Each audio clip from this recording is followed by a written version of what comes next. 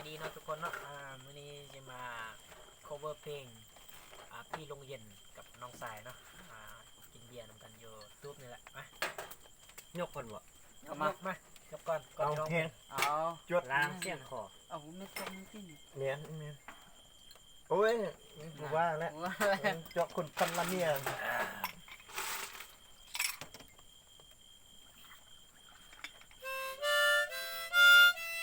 ผ่านไป7-8 ปี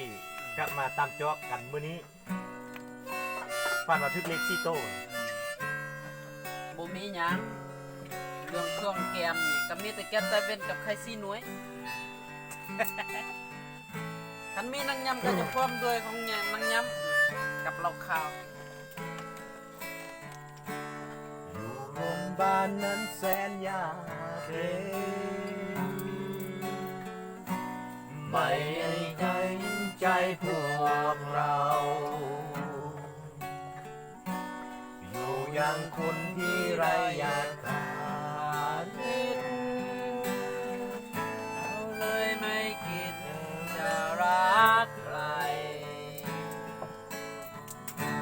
โดยไม่มีใครเข้าใจเราชอบมองเราในแง่ไม่ดีชอบเหยียบย่ำตัวเราเหยียบน้ำเจ้าใจสิ้น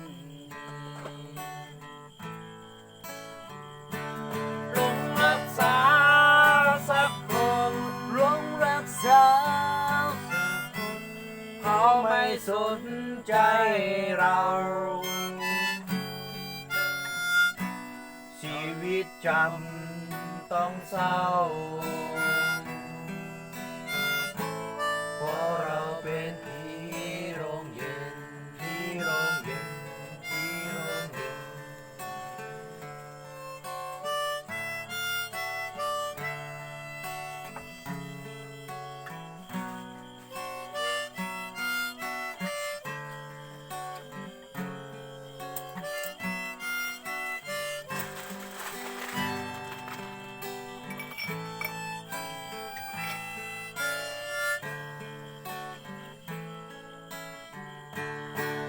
รักสา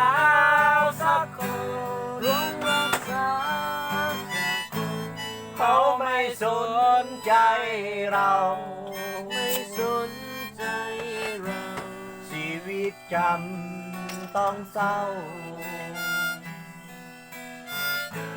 เพราะเราเป็นผี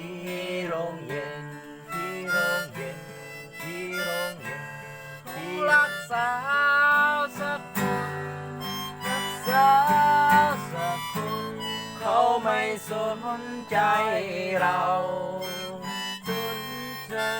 เราชีวิตจำต้องเศร้าเพราะเราเป็นผีโรงเย็น